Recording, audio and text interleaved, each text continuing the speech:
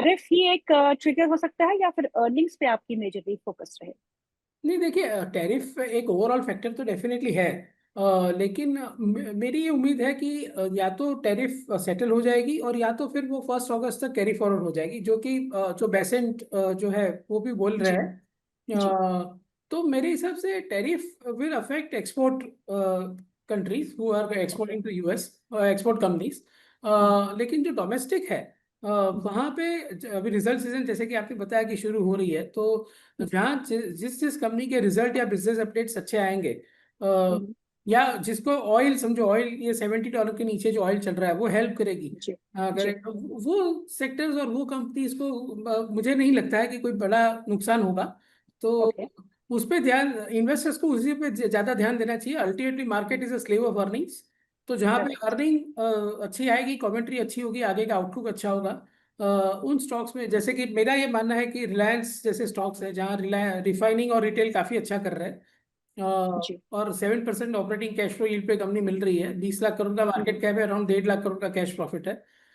BPCL जैसी company है जिसमें अगर आज का ऑयल प्राइस कंटिन्यू रहता है तो रिफाइनिंग और मार्केटिंग मार्जिन जो अभी बन रहा है वो हिसाब से 40,000 करोड़ का एबिटा बन सकता है, जबकि 1.5 लाख करोड़ का मार्केट कैप है और डेट बिल्कुल नहीं है।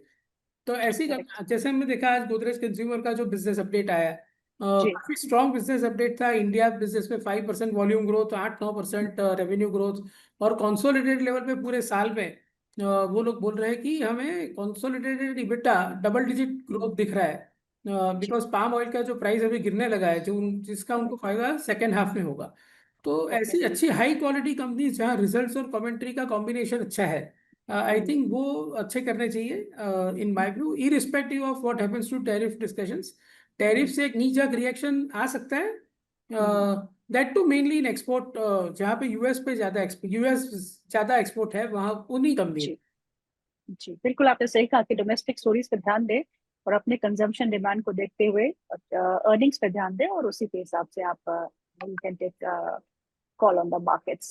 पर अक्सर आपने कहा कि जो बिजनेस अपडेट्स आए हैं मेनली एफएमसीजी कंपनीज की तरफ से, fast FMCG and retail company से, उनके काफी अच्छे अपडेट्स आए हैं और डाबर भी उसमें शामिल है, जिन्होंने कुछ सेगमेंट्स अच्छा कर रहे हैं। Beverages are not doing well, वहां पे भी एक अच्छा मोमेंटम देखने को मिल रहा है। आज सभी एफएमसीजी कंपनीज में थोड़ा बहुत उत्साह तो है, चाहे वो एचयूएल हो, चाहे वो आईटीसी हो, चाहे फिर वो व्हाइट गुड से जुड़ी हुई कंपनियां क्यों ना हो। आज एशियन पेंट्स में भी एक अच्छा उछाल देखने को मिल रहा है। सो कंजम्पशन स्पेस सच, और एफएमसीजी इन पर्टिकुलर जो चला ही नहीं, इस पे आपका क्या नजरिया बन? सी एफएमसीजी एक बहुत ही बढ़िया सेक्टर है जो बहुत ही ज्यादा कैश फ्लो थ्रो करता है, बहुत ही ज्यादा अच्छा आरओसी होता है उसमें, रिटर्न हम्म। Capital employed. तो ये हम्म। एक सेक्टर जो आउट ऑफ फ्लेवर हो चुका था कंप्लीटली। हम्म। लास्ट 4-5 साल से आप देखिए तो जो इनका सबसे बड़ा लीडर है हिंदुस्तान लीवर, जी। उसके शेयर्स लास्ट 5-6 साल से नहीं चले। तो हम्म। इसमें लोगों को चाहिए एक छोटा सा ट्रिगर कि थोड़ा सा रिवाइवल आ जाए तो ये सेक्टर काफी जी। अच्छा चल सकता है। मेरे ख्याल से 15% 20% का मूव आराम से मिल सकता है। ओके। जैसे हमने 15 दिन पहले ही हमने एशियन पेंट्स खरीदे थे, तभी कोई हम्म। ट्रिगर दिख नहीं रही थी एक्सेप्ट कि ऑयल प्राइसेस नीचे थे और स्टॉक जी। 3200 से 2250 आ गया था, बिकॉज ऑफ बिरला ओपस की कंपटीशन। जेएसडब्ल्यू पेंट्स ने एक्जो नोबल एक्वायर कर लिया, उसकी कंपटीशन। तो जी। ये स्टॉक्स, ये ब्लू चिप कंपनीज है, जब मार्केट में कोई नहीं देख रहा हो, जब अंडर हम्म। परफॉर्म कर रहा हो, तब धीरे धीरे आपको एक्यूमुलेट करना है। और हम्म। जैसे कि आज गोदरेज कंज्यूमर ने सडनली, आप देखो तो बिजनेस अपडेट कोई इतना ज्यादा स्ट्रांग नहीं है, करेक्ट। ये सेक्टर ही ओवरसोल्ड था। तो उसमें हम्म। अगर एक उम्मीद की एक किरण अगर दिख रही है, हम्म। और जैसे कि मैंने बोला ये हाई क्वालिटी सेक्टर है। आप गोदरेज कंज्यूमर के आगे के प्रोमिस भी देखो, they are hmm. Just trying के डबल डिजिट वॉल्यूम ग्रोथ पे फोकस है। पेट केयर में वो लोग 500 करोड़ इन्वेस्ट कर रहे हैं, हम्म।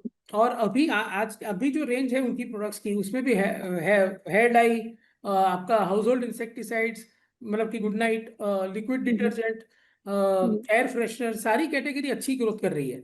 तो हम्म। मेरे हिसाब से, और ये जैसे कि मैंने बोला पाम ऑयल का जो फायदा उनको सेकेंड हाफ में आएगा, जी।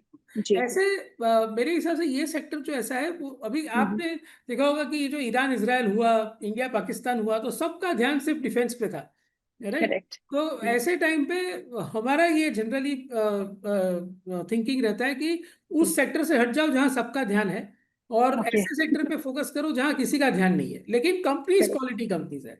थोड़ा सा टाइम जा सकता है उसके रिवाइवल में, लेकिन मेरे ख्याल से वो एक मार्जिन ऑफ सेफ्टी के हिसाब से और इन्वेस्टर्स की हार्ड अर्न्ड मनी को प्रोटेक्ट करने के हिसाब से वो एक हमें लगता है कि हमें ऐसा करना चाहिए। और जो हम प्रैक्टिस करते हैं, तो जैसे लास्ट टाइम हमने सीमेंट की बात की थी, इस बार हम एफएमसीजी की बात कर रहे हैं, तो हमें ऐसा लग रहा है कि ये बहुत हाई क्वालिटी सेक्टर है जो अंडर ओन्ड है और जो काफी टाइम से नहीं चला है। मार्केट को सिर्फ एक ट्रिगर चाहिए जो आज मिल गई है जी गोदरेज कंज्यूमर और डाबर के बिजनेस अपडेट से। तो जी। अगर लीवर ने भी 3% ग्रोथ दिखा दी, वॉल्यूम ग्रोथ, हम्म। मार्जिन तो उन्होंने ऑलरेडी एक्सपेक्टेशन नीचे करके रखी हुई है मार्केट की। करेक्ट तो करेक्ट। मेरे हिसाब से अगर ये सेक्टर, और प्लस हम देख रहे हैं कि मानसून ठीक ठाक हो रहा है, अगर जी मानसून पूरे वेल स्प्रेड आउट मानसून रहा, तो जी। मेरे ख्याल से ये sector can give you very good risk adjusted return. तो मानस सर, एचयूएल में बहुत दिनों के बाद एक momentum, Tata consumer, Godrej consumer, कुछ पसंद है आपको? तो देखिए एफएमसीजी में मेरे ख्याल से सितंबर 24 से अगर आप देखें तो अंडर परफॉर्मेंस देखने को मिल रहा था, लेकिन अब कहीं ना कहीं निफ्टी एफएमसीजी इंडेक्स को भी देखें तो वहां पर भी रिवर्सल के साइन देखने को मिले हैं। अगर आप वीकली चार्ट देखें तो वहां पर आपको एचयूएल में भी और निफ्टी एफएमसीजी इंडेक्स में भी इनवर्स अरेंजमेंट पैटर्न के कुछ साइन देखने को मिलेंगे।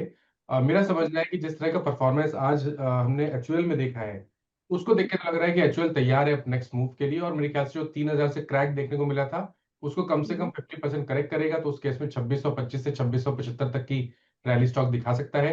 एक ट्रेड लेना होगा तो वो लॉन्ग साइड पे होगा, अभी भी खरीदारी की जा सकती है। 2350 के नीचे स्टॉप लॉस लगा के एक पोजीशन ट्रेड ले सकते हैं 2510 और 2650 के टारगेट के लिए। डिस्क्लोजर है कि यहाँ पर हमने अपने क्लाइंट्स को भी रिकमेंडेशन दिया हुआ है। मानस सर, गोदरेज कंज्यूमर को भी देखिएगा, वहां पे बिल्कुल। 5% से ज्यादा का इजाफा है। उसके चार्ट्स क्या कहते हैं? तो बिल्कुल आपने सही कहा। देखिए ये स्टॉक भी अभी अगर आप देखें तो करीब 6-7 हफ्ते में करेक्ट हुआ था, बीच में 200 मूविंग एवरेज के नीचे फिसला था, लेकिन स्टॉक ने वापस 200 मूविंग एवरेज को रीगेन किया है। काफी बढ़िया वॉल्यूम देखने को मिले हैं। पोजिशनली तो अभी भी खरीदारी करनी चाहिए, करंट लेवल्स पे खरीदारी करें तो आई थिंक 1210 के स्टॉप लॉस से खरीदारी करें, कम से कम 1375 तक के टारगेट्स पॉसिबल है। डिस्क्लोजर यहाँ पर भी है कि यहाँ पर भी हमने अपने क्लाइंट्स को रिकमेंडेशन बाई साइड पे दिया हुआ है।